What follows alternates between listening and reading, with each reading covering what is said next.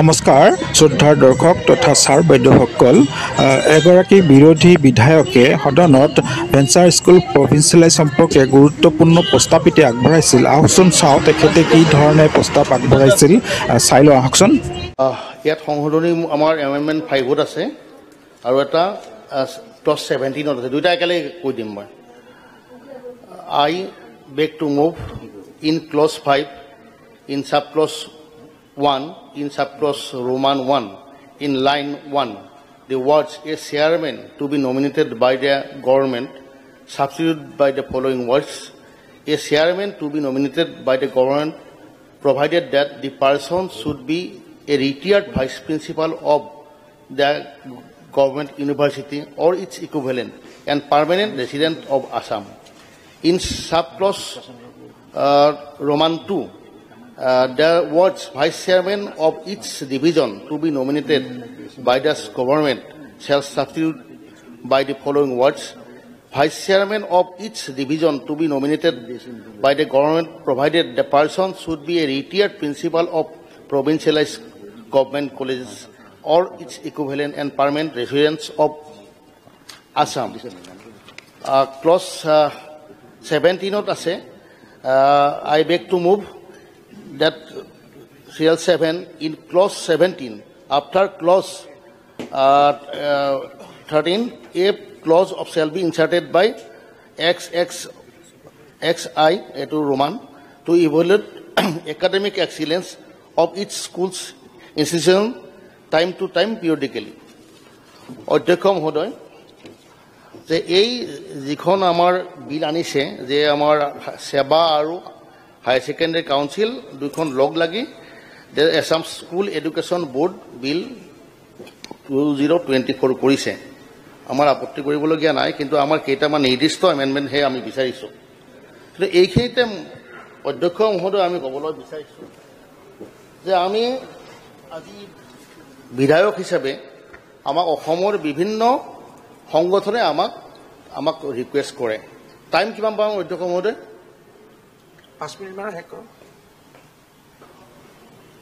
7 minute মান দিয়ক অধ্যক্ষ মহোদয় বহুতখিনি আছে হয় আমাৰ লাগে অলপ কাট দিওঁ হয় অধ্যক্ষ মহোদয় যে আমাৰ কথাটো হ'ল যে আমি দেখিছোঁ যে আমাৰ গোটেই শিক্ষা ব্যৱস্থাটোৰ ক্ষেত্ৰত আমি কৈছোঁ যে আমাৰ অসমত যে নতুন শিক্ষানীতি অনুসৰি 2020 এটা তাতে ক্লজ আছিলে যে অসমৰ সকলো হাইস্কুল হায়াৰ ছেকেণ্ডেৰীলৈ উন্নতি হ'ব লাগে হোৱা নাই আমাৰ মন্ত্ৰী মহোদয়ে আমাক ৰিকুৱেষ্ট কৰিছিলে কেইবাখনো স্কুলৰ ক্ষেত্ৰত আমি দিছিলোঁ মোৰ সমষ্টিত 3খন স্কুল হৈছে এনেকৈ অসমৰ বিভিন্ন প্ৰান্তত বিধায়কসকলৰ বোধ হৈছে কিন্তু স্কুলবোৰত তাতে এটা ক্ৰাইটেৰিয়া লগাই দিছিলে যে সেই স্কুলত যদি কোনোবা কোৱালিফাইড ছাবজেক্টৰ টিচাৰ থাকে তেওঁ ক্লাছ চলাই থাকিব এতিয়া আমাৰ সমস্যাটো হৈছে আমি সেইমতে কৰি দিলোঁ আমাক 3খন পালোঁ আমি তো তাত আজিলৈ কিন্তু নতুন শিক্ষক নিযুক্তি দিয়া নহ'ল আৰু আমাৰ মাননীয় মন্ত্ৰী মহোদয়েও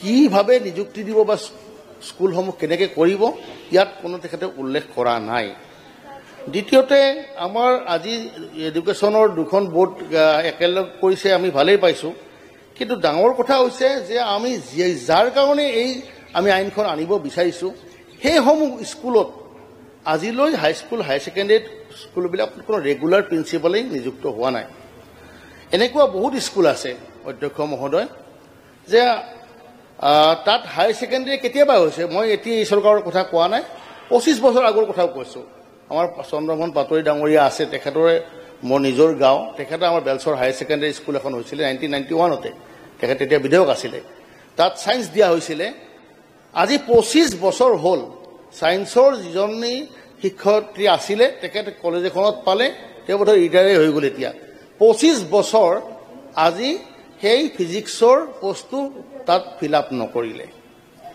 শিক্ষা ব্যৱস্থা অধ্যক্ষ মহোদয় কেনেকৈ ভাল হ'ব এই কথাখিনি চাৰি জাৰি চাব লাগিব তাৰ পৰা এতিয়া সেইখন স্কুলৰ পৰা বিয়াৰ বা গ্ৰেড 4 কিছুমান বেলেগ স্কুলত লৈ গৈছে ঠিকে হয় কথাটো তাত ষ্টুডেণ্ট নাই কাৰণ কোনো যেতিয়া টিচাৰ নাই তাত কিয় ল'ৰা ছোৱালী পঢ়িব আহিব এই যিবিলাক আমাৰ লোফল্ট আছে এইবিলাক আমি মাৰিব লাগিব প্ৰথম শিক্ষা ব্যৱস্থাটো এই আমাৰ আইনখন আনাৰ আগতে তাৰোপৰি আমি দেখোঁ যে আমাৰ শিক্ষকসকলৰ ক্ষেত্ৰত টেটৰ যে সদৌ অসম প্ৰাথমিক টেট শিক্ষক সমাজ, ভেঞ্চাৰ স্কুল সন্থা, কি বিভিন্ন সন্থা আমি চচলত যাব, গোটেই ধৰ্ণাৰো আমাকো লগ কৰি থাকে। এছেম্বলিত ক'ব লাগে। মই জানো যে এছেম্বলিত ক'লে যে হ'ব এইটোও নহয়, কিন্তু তেখেতে ক'লে আমাক অলপ ভাল পায় বা অলপ কথাটো গুৰুত্ব দিয়া বুলি ভাবে। এই ক্ষেত্ৰত মই কৈছোঁ যে সদৌ অসম প্ৰাথমিক টেট শিক্ষক উত্তীৰ্ণ সমাজেও বিকল্প বাছনি প্ৰক্ৰিয়া সেই সম্পৰ্কে মই ডিটেইলছ কম 5-7 মিনিটৰ ভিতৰত। প্ৰত্যাহ্বানজনে গুৱাহাটী হাইকোৰ্টতো গোচৰ তৰিছে। মাননীয় মন্ত্ৰী মহোদয় এই ক্ষেত্ৰত অলপ চাব লাগিব। আজি অন্য কথা মই বাদেই দিছোঁ যে আপোনাৰ 2021 চনৰ 5 ফেব্ৰুৱাৰীত যিখন venture education institution provincialise service of non teaching staff amendment 18 মতে তাত প্ৰায় college, high school, higher secondary, M B স্কুলত টোটেল 3,271টা পোষ্ট তেওঁলোকক দিয়া হৈছিলে। তেওঁলোকে আজিও ফিক্স চেলাৰীত কাম কৰি আছে। 10,800 টকাত এখন পৰিয়াল আজিকালি চলাব নোৱাৰে অধ্যক্ষ মহোদয়। তো এই কথাটো চৰকাৰে বিবেচনা কৰিব লাগিব। তেওঁলোকক আমি কেনেভাৱে কৰিব পাৰোঁ। যে আজি বিলখনত আনিছে যে বৰ্ডত নতুন সমিতিখন, আমি বেয়া পোৱা নাই, কিন্তু আমি বাৰম্বাৰ এটা কথা কৈছোঁ যে যিজন তাত চেয়াৰমেন দিব, আমি সেই চেয়াৰমেনজনক আমি বিচাৰিছোঁ যে এজন অসমৰ বাসিন্দা হ'ব লাগে, ভাইচ চেঞ্চেলাৰ পৰ্যায়ৰ এজন বিষয়া হ'ব লাগে, আৰু যিজন ভাইচ চেয়াৰমেন দিব আমি সেইটো ৰিটায়াৰ্ড গভৰ্ণমেণ্ট কলেজৰ অসমৰ বাসিন্দা হ'ব লাগে। আমি এমেণ্ডমেণ্ট সেইটোৱে বিচাৰিছোঁ, আমি বিৰোধিতা কৰা নাই। এতিয়া অধ্যক্ষ মহোদয়, আজি আপুনি চাব যে আমাৰ অসমৰ যিবিলাক the Assam venture educational institution provincialise services act 2011 আপোনাৰ হয়, মই কোৱা নাই এই চৰকাৰতে ভুল হৈছে, হয় আমাৰ আগৰ চৰকাৰতো কিছুমান হয়তো ভুল আছিলে, মই এই কথা ক'ব যোৱা নাই।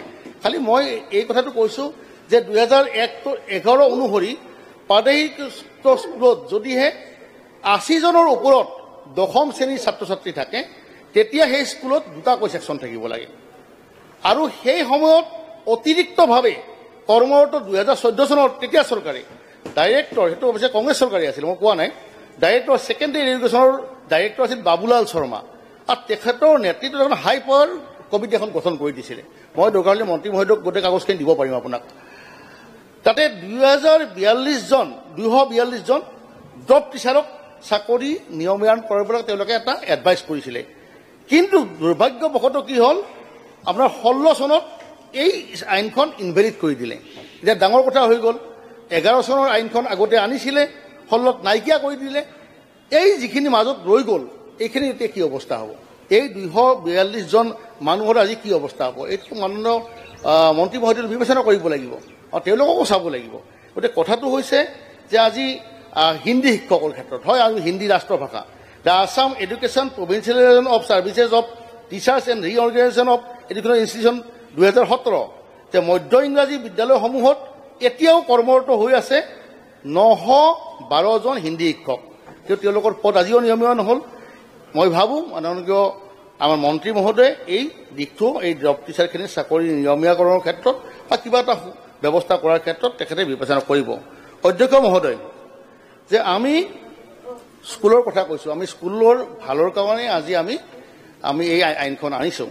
কিন্তু আপোনালোক মন্ত্ৰী মহোদয়, আপুনি এটা ভাল ব্যৱস্থা কৰিছিলে যে গুণোৎসৱ আনিছিলে, আৰু গুণোৎসৱত আপুনি এটা কৈছিলে যে যিবিলাকে ভাল পাৰদৰ্শিতা দেখুৱায় তেওঁলোকক এটা পইচা দিয়া হ'ব 25,000 40,000, কিন্তু বহুত স্কুলে আজিও সেই পইচাটো পোৱা নাই। অধ্যক্ষ মহোদয়, এইটো অলপ চাব লাগে। তাৰোপৰি বহুত স্কুলৰ ইনফ্ৰাষ্ট্ৰাকচাৰ ভাল নহয়, সেইবিলাক ভাল কৰিব লাগে। আৰু যিবিলাক হাইস্কুলত এতিয়াও 100 বছৰ হোৱা, মানে মাননীয় মন্ত্ৰী মহোদয়ে কৈছিলে তেতিয়া যে যিবিলাক স্কুলৰ 100 ইয়াৰ্ছ পাৰ হৈ গৈছে তেওঁলোকক আমি 3 কোটি টকা দিম।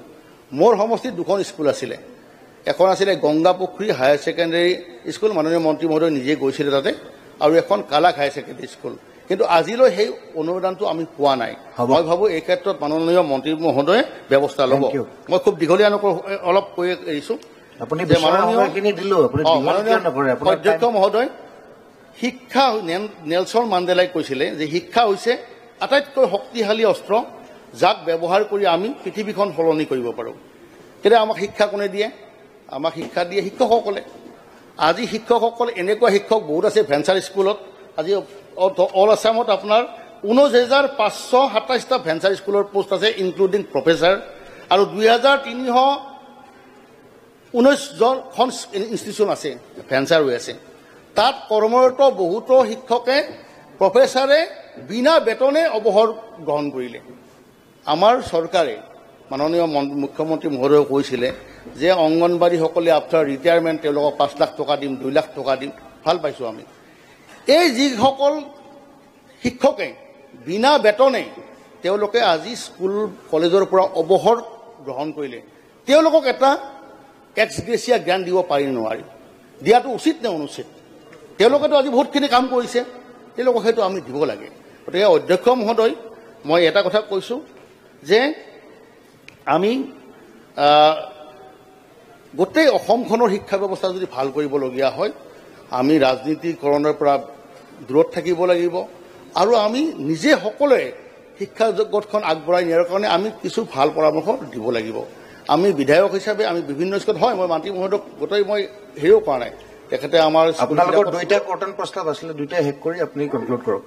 হয়, 2টাই হয়, 2টাই একেলগে লগ লগাই দিছোঁ। মই 2টা লগ লগাই দিছোঁ, কাৰণ মই 17টো আনিছোঁ একেলগে।